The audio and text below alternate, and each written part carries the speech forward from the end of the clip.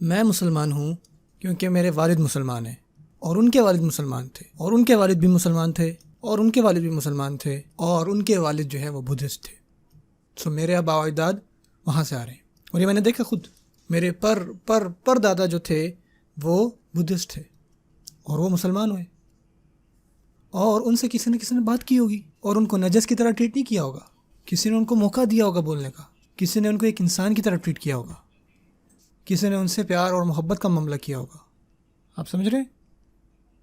ایک دفعہ میں ایک ہوٹل کی لفٹ میں تھا، اور میرے ساتھ ایک ہوٹل کا لڑکا تھا. اس کا نام تھا رتک.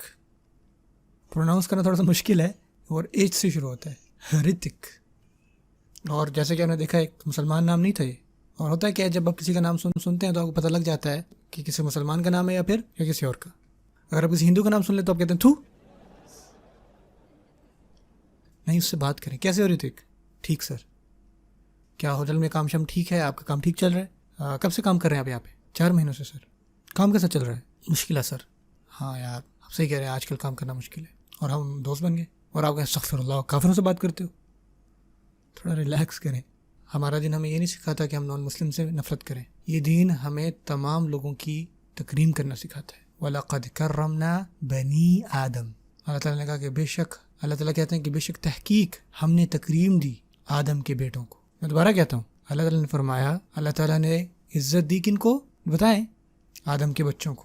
سو آدم کی اولاد کو جتنی بھی ہے عزت دی گئی کس کی طرف سے؟ اللہ کی طرف سے. تو آپ کیسے نہیں عزت دیں گے؟ اللہ عزت دے رہے ہیں، آپ نہیں دے رہے. اور آپ سمجھتے ہیں اسلام آپ کو کہتا ہے نفرت کرنا.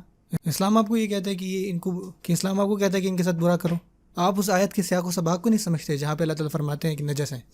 وہ بھی مشرکین کے بارے میں، کہ وہ کہاں پر نازل ہوئی، حالات کیا تھے، کون سی صورت تھی، اور اس کو کس طرح اپلائی کریں گے. آپ ہم یہ نہیں سیکھنا چاہتے. ہم جو ہے ان چیزوں کو دھیان سے نہیں سمجھنا چاہتے. بس جو ہے بس اوپر سے سنا اور چلو جی. یہ سب حکمت کے خلاف ہے.